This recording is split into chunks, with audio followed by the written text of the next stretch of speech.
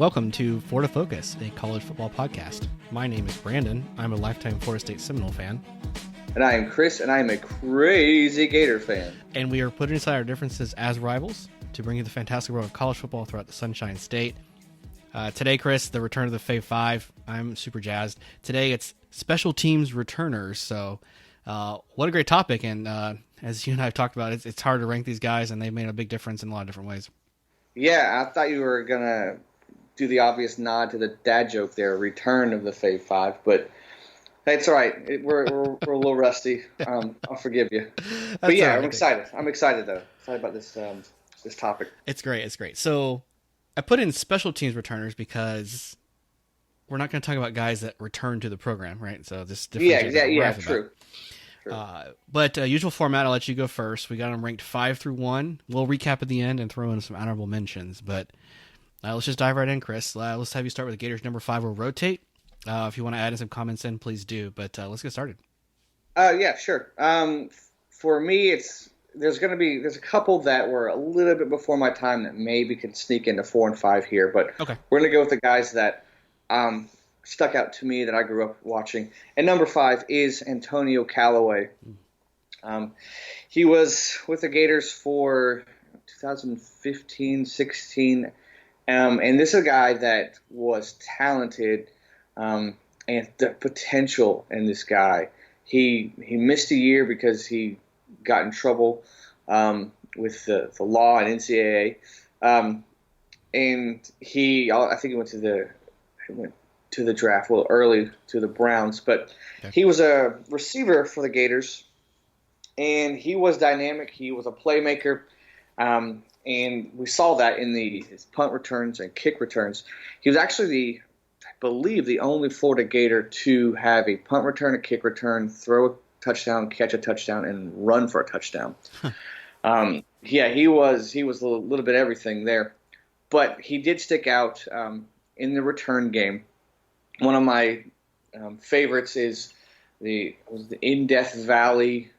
It was a game against LSU, obviously, and they were starting to pull away, and he returned a punt for a touchdown and got us right back in the game. We ended up losing that game.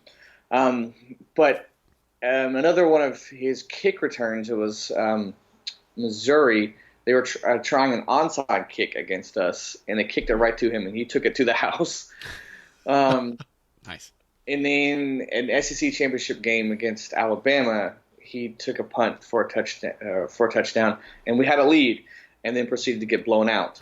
But he was very dynamic, especially in the return game. And, man, talk about you just see a glimpse of what he could have been. And he stayed out of trouble, stayed in college for 1 more year.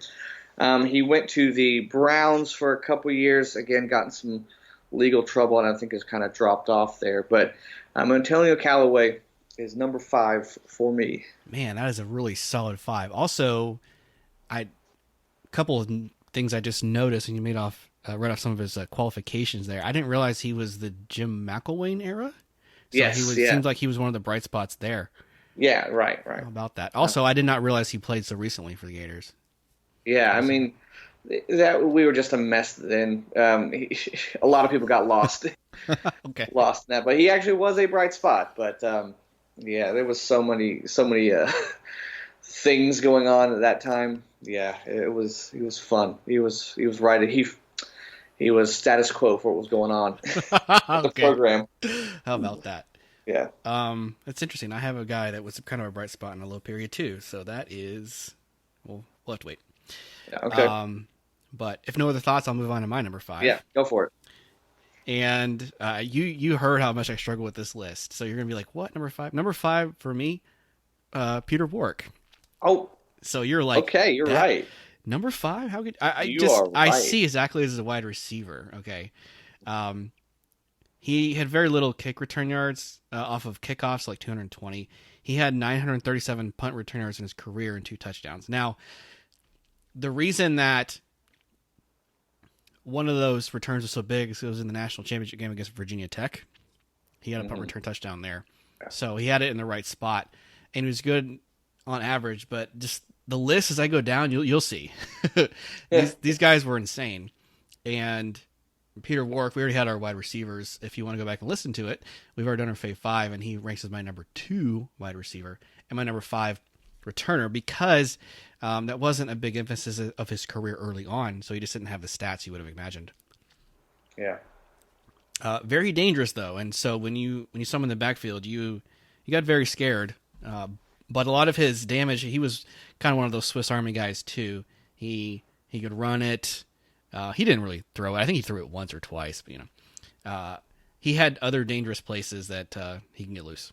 Just not necessarily in the punt return game. So, like, even that wasn't even emphasis of his game so much, and he still made my 5. So, wow, I'm shocked. I'm shocked. I mean, you know Florida State more than I do, obviously, but Warwick is coming. I'm curious to see. I know of like one guy that's probably better than him, but I'm curious to see who the other three are. Bear with me. Keep in mind the 937 return yards in a career. That's all he had. Yeah. That's a lot, but just 937. Keep that in your mind as we go forward. The Knoll fans are going to crucify me, probably, and I understand why. But just bear with. I promise you, it gets even better. Yeah. Okay. Number 4 for me is a guy you probably could put at number 5, but Lito Shepherd. He was a cornerback, 99 through 2001, the end of the Spurrier era, and he was great corner. Played for the Eagles coming out of college, and had some success early on there too. But what stuck out with him is that prior to him, we didn't have many great returners for like 5 years. Maybe like 4 years. It had been a while since someone else, who I'm going to talk about later, who was a great returner. And then a couple of years there where our return game is non-existent. And then he comes on the scene, and he gets 2 punt returns in 2000, 559 return yards in the punt game, and 472 in the kick return game. So the stats aren't like jumping out, but if you watched him, you saw when he had his hands on the ball, he was dangerous, and he could make a few guys miss, especially the first guy. And he was fun to watch. And even, I know this is an asterisk, doesn't really count in special teams return, but when he picked off the ball too, you saw a little bit of that elusiveness that he had. There's this one interceptions versus Georgia where we were losing, and he picked the ball off at like the 10-yard line and ran it all the way down to like their 30 and really just shift momentum. But you saw his return ability and the way he made guys miss, and also you saw that in his punt returns and kick returns. But that's the guy that really sticks out to me growing up, where he was really fun to watch and definitely underrated as a returner. Okay.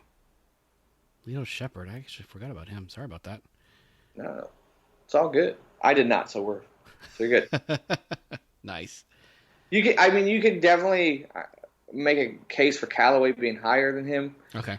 But he was right there when I was like in high school and still a kid watching them. So I have a lot of vivid memories of Lito returning the ball. All right. Good one. So, as I promised earlier, Chris, here's the guy that was the bright spot. He's my number 4, Greg Reed. So he played for Florida State from 2009 to 2011, and he was actually a defensive back, so just like Lito was. In his career, he had 1,117 return yards and 3 touchdowns, and on kickoffs, he had 1,553. So this is all in the span of just 3 years. I'll get to what happened to him later in a second. One of the biggest memories I have of him was we were playing Maryland at home in 2009. Mm-hmm. And this, we would later find out, will be Bob Bowden's last home game. Florida State entered the game 5-5. Mickey Andrews planted the spear. Turned out he already knew he was retiring. And Florida State was favored by 17 and was down by a score with less than 2 minutes left. Well, they force a punt. We force a punt, excuse me. And who returns it by Greg Reed? He returns at 48 yards, which sets us up for a perfect position to score a touchdown with less than a minute left and win the game. to keep the bowl eligibility streak alive. So we were able to save a win at home against a terrible season. You and I went to a game that year in 2009. Yeah. When we played Miami and lost. So it was really weird to see that was what saved our bacon, but Greg Reed did it that day. He had other moments like that. Another one that stands out was the Chick-fil-A Bowl against South Carolina in 2010. 2011, also a good season. Obviously, his defense is what he kept around for. Unfortunately, he, much like your number 5 pick, Callaway, didn't stay out of trouble off the field. He was arrested many times. It turns out was dismissed from the team. And so for his senior season, he went to Valdosta State, where he was injured, didn't play, and then kind of found a home in the Arena Football League and Canadian Football League. So that's where he still is. Okay. But very balanced returner. Right. 3 total touchdowns, but man, very dangerous. And only did it in 3 seasons. Imagine if he had another year, he'd had all the records at Florida State. Yeah. That's a good one. Good one. I remember the name, but I didn't realize he was that good of a returner. Well, you guys had a guy named Timothy Tebow at the time, so like, oh yeah, you were kind of like absorbed in his fame and all that. I do vaguely remember yeah. a Timothy Tebow. Yeah, we only had to hang our hat on him while yeah. Yeah. So I didn't realize this. There's another guy very similar to my number 5 at the number 3 spot is Andre DeBose. Oh yeah, wide receiver. And another thing where like coming out of high school, you heard they weren't dubbing him the next Percy Harvin, but they were like Percy Harvin like maybe filled that role, right? And he didn't really live up to it in the receiving category. He had like 4 touchdowns total in his career as a receiver, but he had 5 returns for a touchdown. Wow. He was really good at returning. He was good at 2 things: returning and the go route. And apparently, like the word on the street was like he couldn't do the other routes and other stuff, but he can run fast. He was fast. But he had 2,100 yards in kick returns for 4 touchdowns. Again, like this was the Muschamp era, so he had a lot of opportunities to return kicks because a lot of people were scoring on us. I remember being at the South Carolina game where he returned the opening kickoff for a touchdown, and this is when they had Spurrier and Lattimore, and they were rolling, and yeah, we're gonna kill him. Open kickoff for a touchdown. That was the only score we had that game. Wow. They killed us. So when we were getting blown out by Louisville, he had a kick return and gave us a little hope, but we were getting blown out. So it was kind of like, oh man, you're good, but we need more out of you. But he was. You watch some highlights of him. He was fast. He was really fast, and can make some guys miss. But again, he just didn't reach that potential in the receiving game. Okay. But I do remember when he got hurt or any other issues, and he wasn't in. It was a big drop off. I don't remember who the guy was or the guys were that came in after him in the return game, but it was significant. We definitely missed him then when he didn't play. But another one of those guys where just like, man, you see the talent, you see the potential, just didn't reach it. But he did put up the numbers while he was at Florida. Okay. Yeah. I definitely remember him. Yeah, just wish that we could have got him on the field at receiver, though, more, and got him other than the go route. I gotcha. Yeah. That's interesting. The Greg Carr, he had the fade. The Bose. He has go. Yeah. Mm-hmm. Yeah, it's always kind of interesting to see what their actual official position was and how skilled they were at it. Mm-hmm. Well, speaking of that, perfect segue. My number 3 pick was definitely Mr. Go-Go Gadget. His name was Willie Reed. Mm-hmm. He played for the Noles from 2002 to 2005, so kind of toward the end of Bowden. But he actually started his career as a running back. So his first 2 seasons, he was coming out of the backfield. So 3 rushing touchdowns those first 2 years. Not used all that much because he was tall. So then they said, let's move you to wide receiver. 3 receiving touchdowns over his last 2 years. Then that's when they moved him on to special teams. And he had 1,063 punt return yards and 3 punt returns for touchdowns.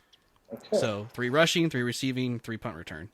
The punt returning was all in his last 2 years. He did not return any punts until then. So this is one of those one-offs, Chris. Willie Reed was actually named the Orange Bowl MVP the year we lost it. Okay. We were playing Penn State in 2005. Right. This game went in triple overtime, Paterno versus Bowden. Oh, I remember that game. Like nobody wanted to win. Yeah. Kickers kept missing. We missed an extra point at one point. We had a safety. It was ugly. Willie Reed, however, not ugly. He had 180 punt return yards in that game alone. Plus, he added 55 receiving. So, even though we lost, he had over 200 yards of offense all by himself. Or all-purpose yards, I should say. Right.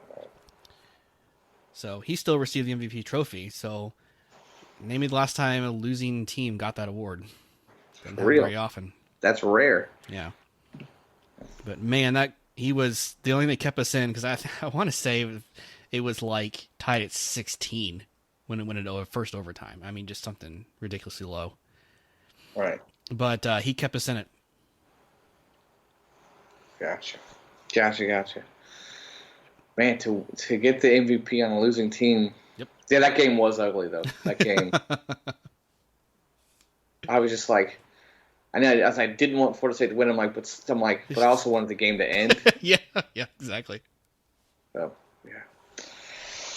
All right, so my number 2, this is the guy, the man, Jacquez Green. Oh, okay. Yeah. Receiver for Florida, 95 to 97. And he, obviously, he's my favorite Gator of all time. Yes.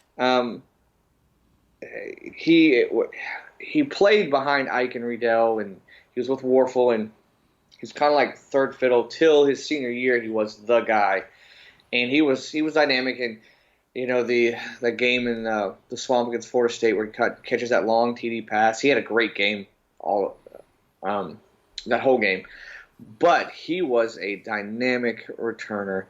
And one of the things that sticks out to me is in '96. We are back then. My dad would get tickets to the game from coworkers that had season tickets, and it was always like a game they didn't want to go to. Okay. Your Vanderbilt's, Kentucky's, So I'd always go to a Vanderbilt or Kentucky game every year growing up, and maybe the cupcake games. But '96. I was there, and he had returned a punt for a touchdown, and weaved through. I can't describe it. He went to the left, and then he had nowhere to go, and there was 6 Kentucky players, and he weaved right in the middle of all of them and squirted out for a touchdown. And we blew them out 65-0. It's like in the third quarter, fourth quarter, and my parents are like, all right, we got to go. And as we're leaving, I remember he's returning another punt, and we stopped to watch it on the screen as he's returning another punt, and that just stuck out to me. Wow, that doesn't happen. Back-to-back punts. No, yeah. Return for a touchdown. He went on to have 4 total, so 2 in one game, but 766 yards in the punt return and 528 in the kick return. Wow. But he was fun to watch. Definitely my favorite Gator, and I think that day he became my favorite. Okay. I just that game and that moment really sticks out. That's why I was like, oh wow, I really like the Gators. I really like this guy. I think it also helps that he was short and I'm short. I think there's a connection there. But yeah, Jacquez Green is my number 2 returner. Solid pick. Yeah. Great choice. I remember some of that story, so I'm glad you recapped it because I couldn't remember all of it. Yeah. And it's hard to believe that in the 90s, a guy like that was like your third option as a receiver. That's crazy. That receiving core was loaded. And he was your number 3. Yeah. Yeah. Wow. Great pick. Even I approve. Thank you. All right. Moving on to my number 2. Primetime, Deion Sanders. Mr. Deion Sanders had 1,429 punt return yardage in his career and 3 touchdowns. So hopefully the listeners are hearing this because I caught into this, Chris. The guys that have immense talent and get a lot of yards don't always get in the end zone on a punt return. Mm-hmm. It's not easy. Every guy to this point, just double checking here. 3 touchdowns, Gregory. 3 touchdowns, Willie Reed. 3 touchdowns, Deion. 2 touchdowns, Peter Warwick. I mean, it's just not easy to do. So you talk about a guy who has more than one, that's elite talent. Yeah. But Deion Sanders he played from, do I need to recap? He was a defensive back from 85 to 88. Multiple awards, but he came around the time the dynasty at Florida State was starting. And so, one of the things that Bobby always emphasized with special teams, that was the way he would beat the big boys. And Deion was a vital part of that. So, yeah. Deion Sanders, number 2. He would, and he carried that over into the NFL too, returning punch kicks and interceptions. Yeah, you could just see he was head and shoulders over everybody. He was fearsome. This guy was just freakishly fast. Someone once told me, Jared, hey, our buddy, he was on the show. He once told me that when he could run the 40-yard dash backward faster than some guys could run it forward. Oh yeah, I don't doubt that at all. I don't want to even wrap my head around that. That's just scary to think about. Yeah. I bet he can run it fast like I can drive it. That would be... Wouldn't put it past him. Nice. All right, Chris, I can't wait. Who you got number 1? Come on. Number 1, numero uno. This is a guy that returned kicks during the... Am I saying this right? Timothy Tebow era? And so he might have got overlooked, not because he was, again, short, but because we were just scoring thousands of points a game. Mm-hmm. But Brandon James, he what a surprise he turned out to be. I think, and Jared can correct us, 3-star guy, running back, that's what he was listed as, but we used him, running back, receiver. But he made a name in the return game for us during the 06 to 09. He had 4 punt returns for touchdown, 1 kick return, 1,300 punt return yards, 2,700 kick return yards. He was and I say he had like 5 total returns. And that's not to mention there was at least 4 or 5 that he returned that got called back for holding or blocking the back. That was kind of frustrating because you knew he was going to return one during the game, but is it going to be a flag or not? Okay. Was the question. But I remember he lit up Tennessee year after year. I'm pretty sure if you're a Tennessee fan, you hate the name Brandon James. He, for some reason, liked to pick on them. But he was fun.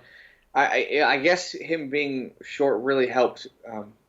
He would kind of get lost behind the blockers there, and he could stop on a dime and turn either way he wanted to as soon as he wanted to. So he was fun and electric because it was crazy because you have guys like Rainey and Demps and Murphy and Timothy Tebow, and they're exciting and fun to watch. But then you have Brandon James also, who's also electric and a playmaker as well. That's how loaded this team was, is that he's kind of like an afterthought when it comes to them. And he is the best returner that we've had. So, yeah, Brandon James, fun to watch. Wow, great choice. Man, you guys were stacked in the mid-2000s with Urban Meyer. Yeah, we had a little bit of talent. Crazy. You're right. Very easy to overlook. Mm-hmm. But, man, the numbers don't lie. Which is why my number 1 for the Florida State Seminoles, in my opinion, all-time best returner is... I'm not sure why I'm laughing. Mr. Levante Kermit Whitfield. Really? 2,386 kickoff return yards, 2 touchdowns, one of which, in my opinion, wins us a national championship against Auburn. Oh, yeah. As a freshman, Good call. there was no bigger time. With 4 minutes left in the game, he goes to the house, 100 yards against Auburn, and I think that saved it for us. Otherwise, I'm not sure that we won it in 2013. Yeah, the game was back and forth. Clutch. It just kept going, and that was his freshman season, Chris.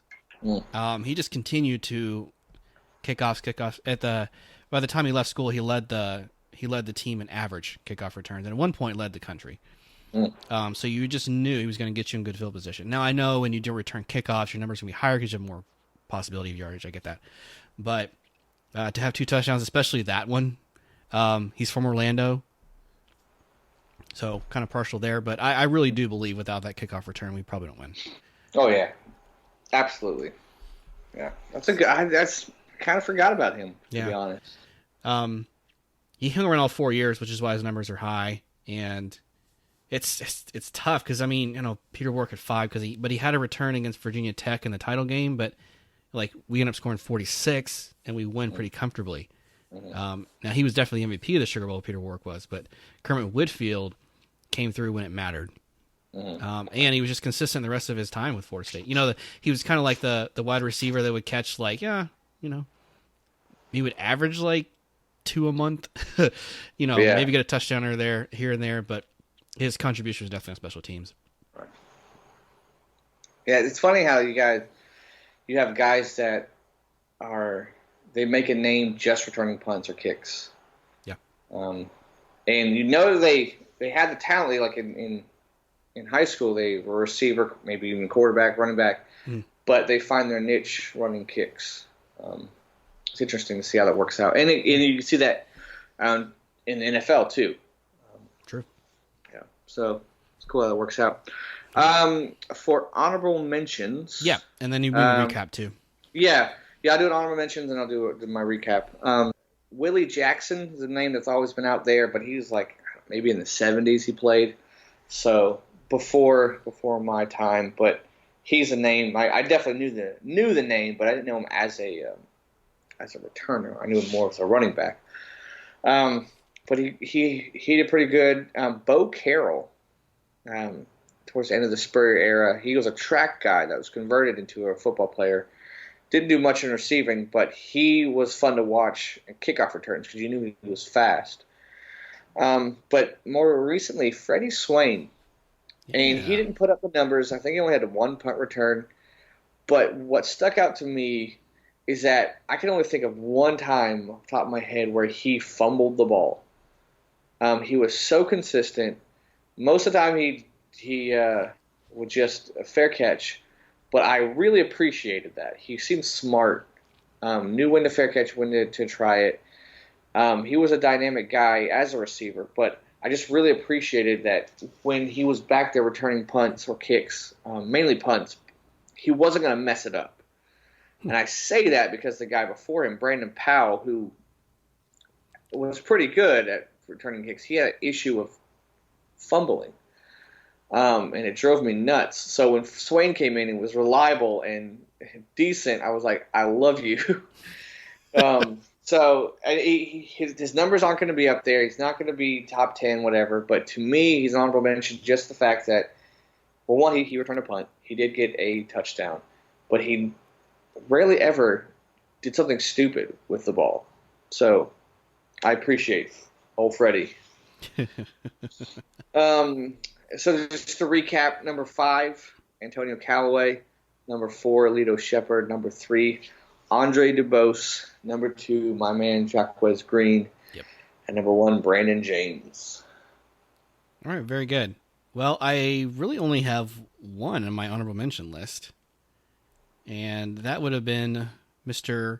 Michael Ray Garvin. Okay, not who I thought. Okay, so he played from 06 to 08. He was a defensive back as his official position. Mm-hmm. During his career, 1,721 kickoff return yards, 1 touchdown, which I actually was in person to see. It was in Jacksonville. It was against Colorado. One of those weird games we were playing. But I was sitting in the end zone behind him. So, that's usually the worst seat behind the goalpost. Yeah. Perfect view of just how the other 10 guys just bullet the formation, and he just took off. He was also part of the Florida State track team and nearly made the U.S. Olympic team in track 1 year for the trial. I think 200 meter was his fastest, but okay, yeah. cool. But anyway, I'm sorry. Let me recap my list here. So Yeah, number yeah, 5, Peter Warwick. Number 4, Greg Reed. Number 3, Willie Reed. Number 2, Deion Sanders. Number 1, Kermit Whitfield. You got a lot of surprises. You got a lot. I aim to do that. Okay. Well, you're succeeding, my friend. Yep. Succeeding. I believe we want to talk about why we did this list, but before we do that, we had just a couple of random guys throughout the state who made an impression in the special teams, so I'll let you go ahead with that. Yeah, one that just sticks out to me, obviously, Devin Hester. Yeah. Out of Miami. Like, his name is synonymous with returning. I mean, not college and pros. Maybe one of the best, if not the best returner in the pros. But he's up there, too, in college. He was one of those guys that he was very elusive and explosive, and at any second could take it to the house. He had 4 returns, 4 punt returns in college, and 2 kick returns, and just numerous returns in the NFL. I think he set the record. Yeah. Multiple records in the NFL. So I just could not talk about the best returners without at least mentioning him. Yep. Couldn't agree more. He was one of the best, and when he was a Hurricane, he was good. And he got better as well.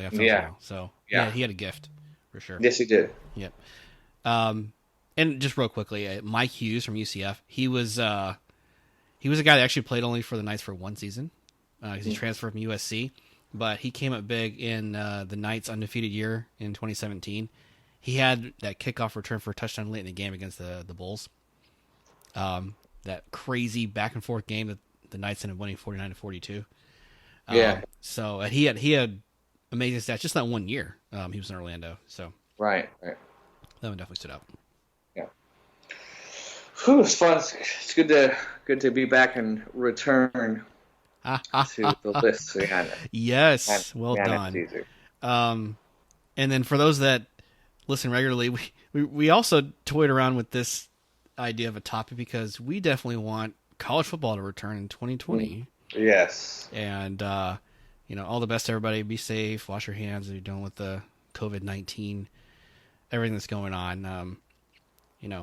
Well, we definitely want the season to go on. Obviously, that's why we do what we do. You were talking about you're a crazy Gator fan. I was feeling very nostalgic going through this list. I was like, man, there were some guys who just made plays. Yeah. So, otherwise, quick notes on the spring, Chris. What did you want to say about the Gators and everything that's happened in 2020? Yeah, it's just so weird. I mean, I don't know when everyone's listening to this. I mean, if you're listening to it, in the spring of 2020, it makes sense. But 5 years from now, it might not make sense, but make perfect sense and just laughing at us because you know what happens. But right now, it's weird because it looks like spring games, spring college sports are postponed or canceled. Yeah. And it's odd not having. Well, first, not having March Madness was super weird. Now not having spring games is weird.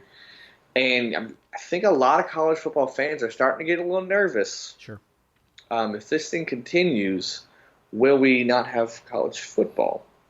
Yeah. And I've heard things from not having it to maybe moving it up to the July so it's in the warmer months so the virus won't be as strong. But the way things are looking, I don't know. I'm starting to get a little nervous. What are your thoughts? Yeah, there's definitely been no spring, and we have a whole new coaching staff on board, minus 2 guys, and we're not going to have any time to bond with them.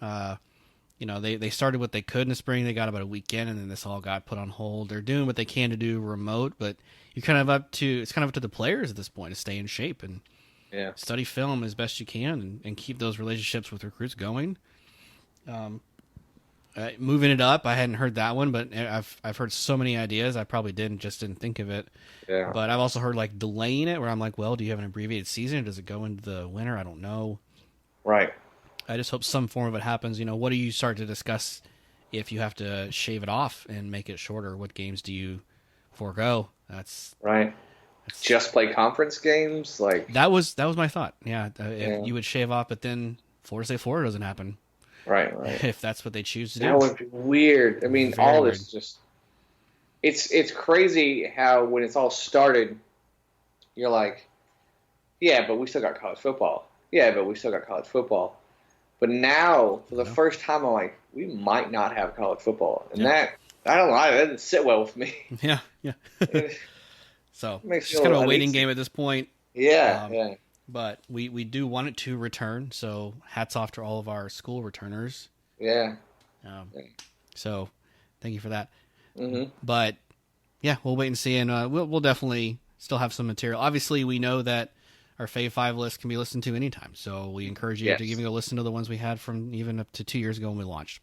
Yeah, the good news is, we even if we don't have college football in the future, we did have college football in the past, and that's what these are about, reliving some of the good old days and the players and games. So feel free. Now's a great time during this time. Go back, listen to the old episodes, Fave 5s, and reminisce with us. Absolutely.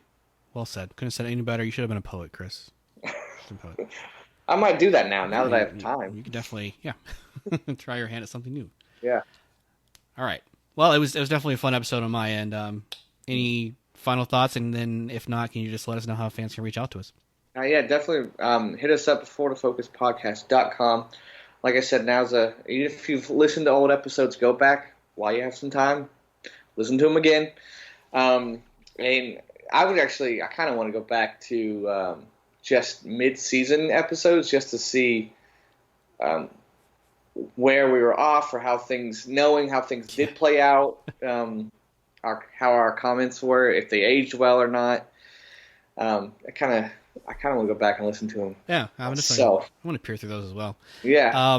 When you're in the app, definitely go there or email us and let us know your thoughts on the potential loss of college football, and what you're doing right now to just get over the fact that we don't have sports. Yeah. And just kind of let us know what you're doing. I'd love to hear that. That'd be good. While you're at it, send us your Fave 5 returners. Yes. That'd be good. Definitely. And when you're in your podcast player of choice, go ahead and leave us a star rating and some feedback on how we can improve the show, what we're doing right, and what we can improve upon. It means a lot. Well, that is it for me, Chris. Thank you so much to the fans that listen. And Chris, thank you. This is Brandon saying go Knowles. Go Gators.